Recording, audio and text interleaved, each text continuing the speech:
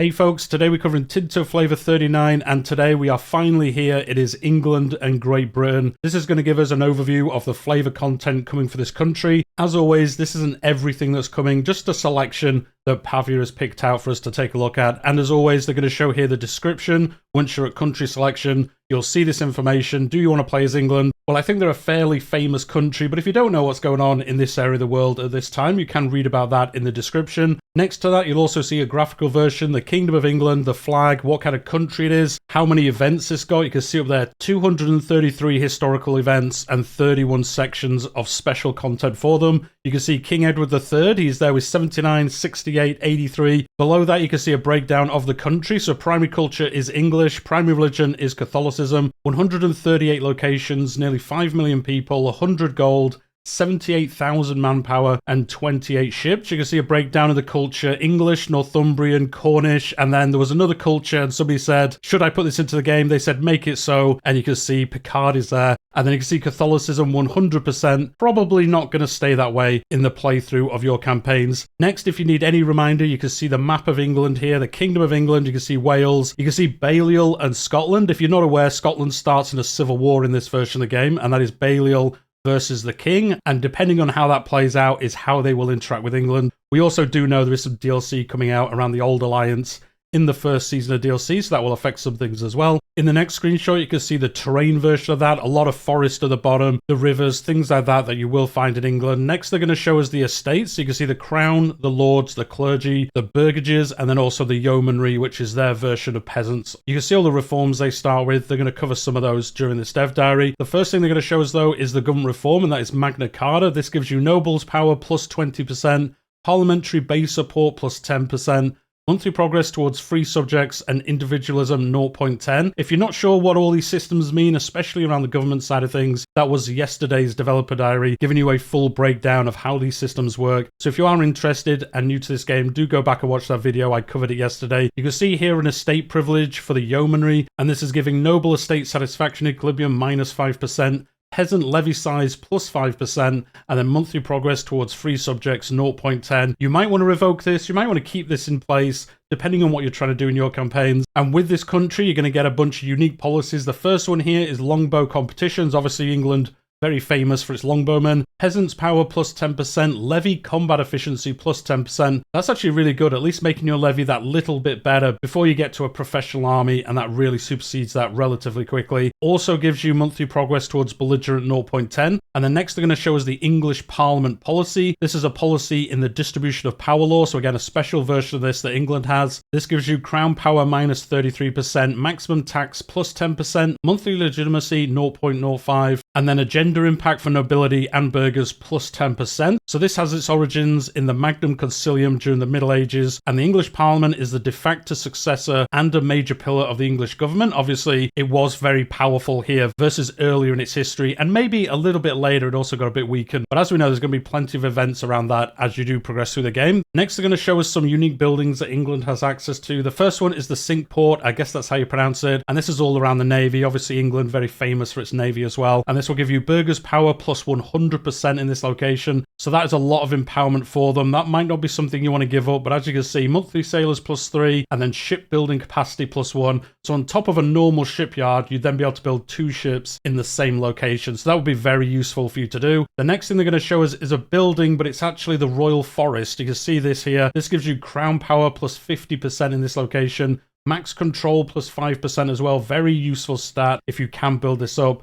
Monthly development growth minus 10% because you're saying these are the king's lands, don't be going in the forest. Cannot upgrade location, yes, so that really locks it in as well as being this more control and more crown power area. You're not going to be building buildings once you do this. I guess you can destroy this though and then be able to build on that if you do want to. The next thing they're going to show us are some works of art. As you can see, all of these originated in England. I don't know what you're asking about. The Stone of Scone, that was definitely from England. Llewellyn's Coronet, again, definitely from England. Don't look into it. As it says here, unknown creator. Nobody knows where these are from. The names don't give it away at all. But as we know, we'll probably find them in a museum with some other things that the English obviously definitely made as well. Next, they're going to show us some unique advances that England and then later Great Britain have access to. The first one here is our island home. This is available in the Age of Traditions, and this gives you maritime presence plus 20%. Again, leaning into the Navy side of things, really empowering that as you are trying to progress. The next thing is Warbows, available in the Age of Traditions, and this will unlock the Warbows army levies, and also unlocks that yeomanry estate privilege that we saw earlier on as well. And then when you do implement this, you get 3% of your valley population will be raised as Warbows. I believe this is within your levies, so this is how you will get more of these as your levies are used. You can see them in the next screenshot. Warbows, unit type infantry, and you can see the stats here again. As we saw last week, this UI has had a bit of work to it, and I do think it looks way better than the older version. A lot more compact. Once you know what those icons mean, you can be able to see very easily what these units do, how powerful they are. And then the next advance is those longbowmen, available in the Age of Renaissance, and this will unlock an army of the same name. And again, 2% of your valley population will be raised as longbowmen.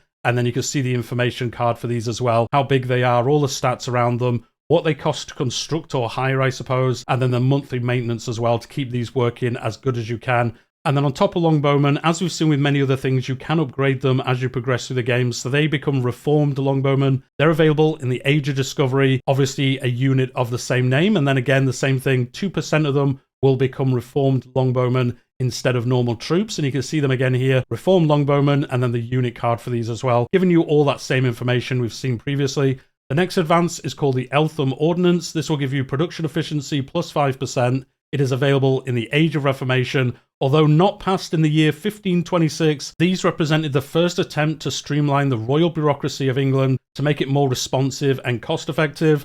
The next one is English Bill of Rights. This is available in the Age of Absolutism. Gives you a crazy good bonus, guys. Don't be trying to skip this bonus.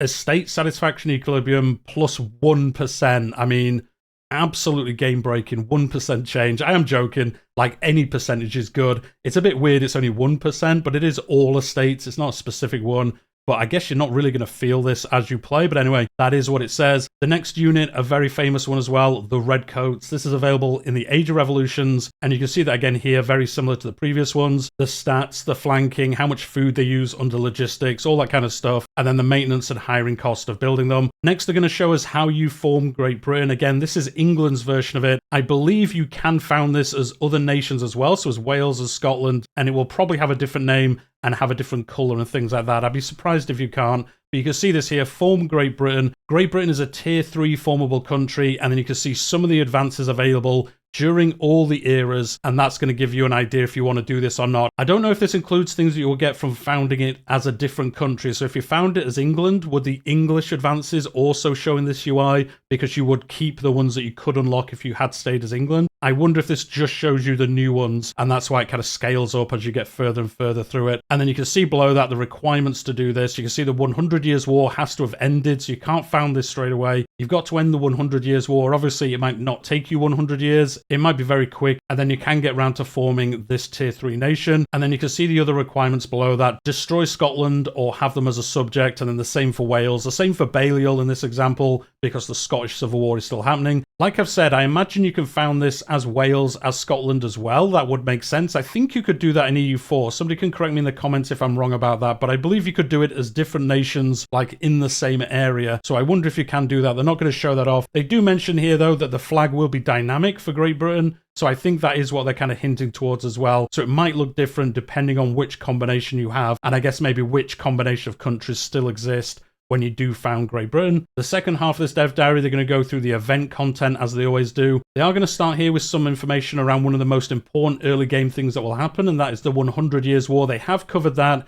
in a previous Tinto Talks though, so you can go back on the channel and watch that. So there isn't much talked about here because again, they've covered this previously, so they don't want to go over it again here. But you can see here, France demands Sire Robert d'Artois, and this is all around, do you want to go down this road? Defy the French king and make preparations to invade France, or the current status quo must be respected and surrender Sir Robert. The next event is the Crown of France. We will no longer disregard the fact that the French claims on their Salic law makes King Philippe the King of France when it should clearly be King Edward III, as his mother was the sister of the previous king. And this is obviously based on historically what happened. And you can see there, we are the rightful King of France, and then you will have the 100 Years' War. You can see it on the screen now. As I just said, there is a whole dev diary around this. I will say they point out here, and you can see it on the left-hand side, they have redone the situation panel, and I think this is the best we've seen it looking. I really like this. They've made the portraits look that little bit better in that top section. They also seem to have solved a lot of the problems around too many colors and things like that. I don't know. Let me know what you think. I think the UI on the left-hand side now looks quite nice. I think there are some minor improvements still to go, but this is looking way better than it did like 3 or 4 months ago. And again, it's a lot more legible. I don't know. It looks quite nice to me. Next, they're going to go through some of the early game events that you might get. The first one is the Order of the Garter. Inspired by the legendary Arthurian Knights of the Round Table, King Edward expects to form his own legendary brotherhood of knights as an elite retinue of his own, appoint the king's closest companions, exalt foreign nobles, establish our spiritual leaders, support the arts, or honor destitute veterans. And then depending on what choice you make, you can see the law here, Order of the Garter. And then within that, you can see, as with all other laws, there are different policies, stranger knights, knights companions, different options here. And depending on what you're trying to do, you will select different versions. The next event is called the Ordinance of Labourers. The Ordinance of Labourers is hereby drafted in response to the outbreak of the Black Death in England. We will issue this, or no intervention is necessary. If you do issue this, you'll get this estate privilege for the nobles, peasant estate satisfaction equilibrium -5%,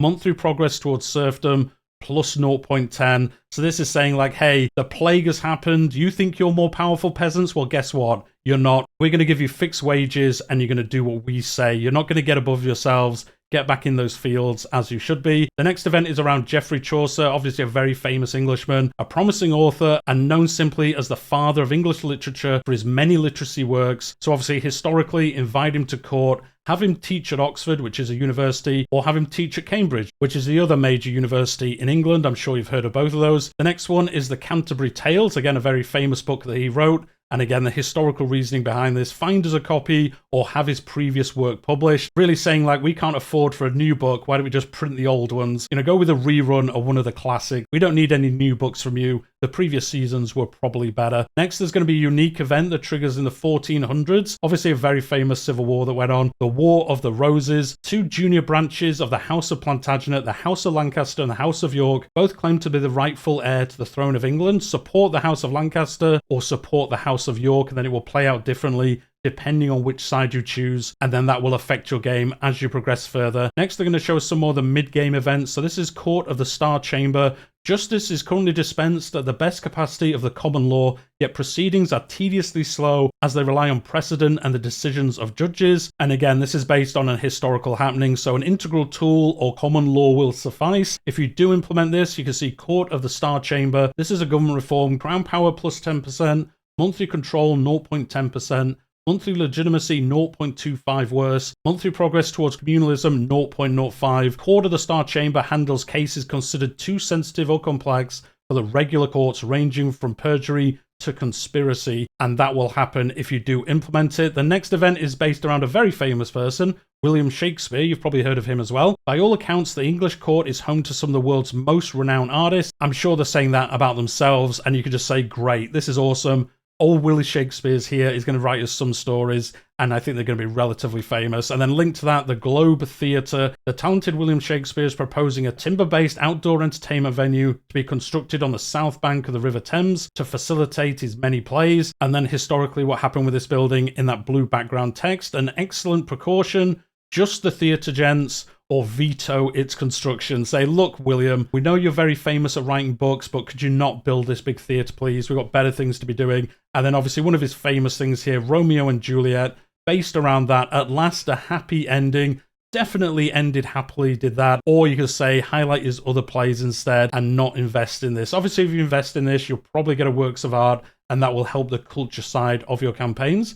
The next thing they're going to show us is Rise of the Parliamentarians. I will say the background here looks really nice. That work of art is fantastic. And then I think how the portraits look is the best version that I think we've seen of this. I think this will silence some of the people that said, why don't we just get 2D portraits? I think this is a good mix between the 3D character models and more of a 2D kind of portrait look that some people were looking for. Let me know what you think in the comments down below. This is between King Edward IV and Gerard de Rochester. The tensions between King Edward and the parliamentarians have reached a boiling point. Discontent over central authority, taxation, and religious policies have galvanized the factions within the English court, leading to open revolt. And again, you can see that blue background, historically what happened here. And obviously, what are these people doing? England is doing so well. Why would you rock the boat? English civil war will happen. You'll see that here, the disaster for this. Manpower minus 33%, monthly war exhaustion plus 0.2. War exhaustion is really bad to have in EU5, so that is a pretty bad modifier. And then population join rebels threshold plus 15%. So you're going to have this whole disaster really playing out. Can you bring England back together, or will you lose and the parliamentarians gain more control? Next, they're going to show us some of the late game content. This one is the Royal Society. The gathering of our greatest scientific minds has produced some of the greatest innovations in our society. Again, this is a very famous society. Marvelous idea, or this sounds expensive and bureaucratic. If you do decide to do this, you get a building, the Royal Society.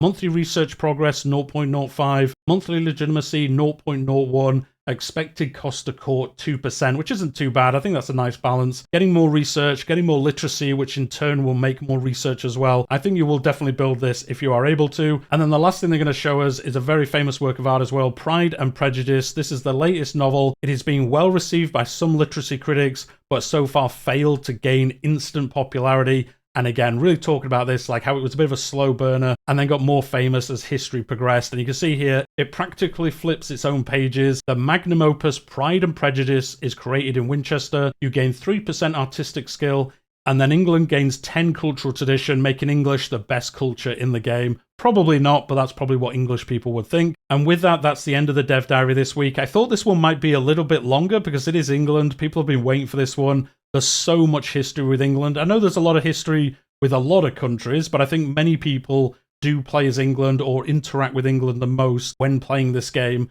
But that is what they've shown us this week. As I've said, this is only a slice of it.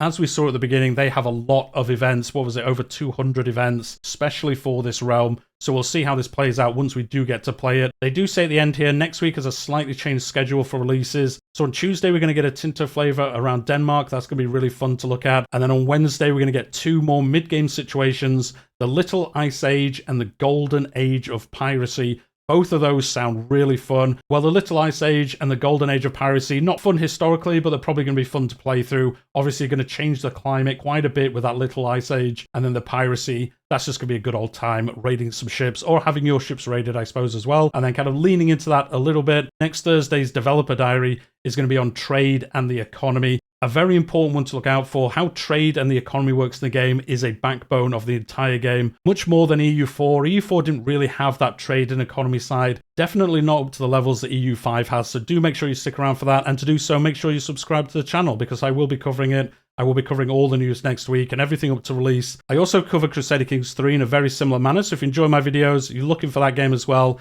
do subscribe to the channel. Hit that like button though if you did enjoy the video today. But we'll leave it there for today, and I'll see you all next time.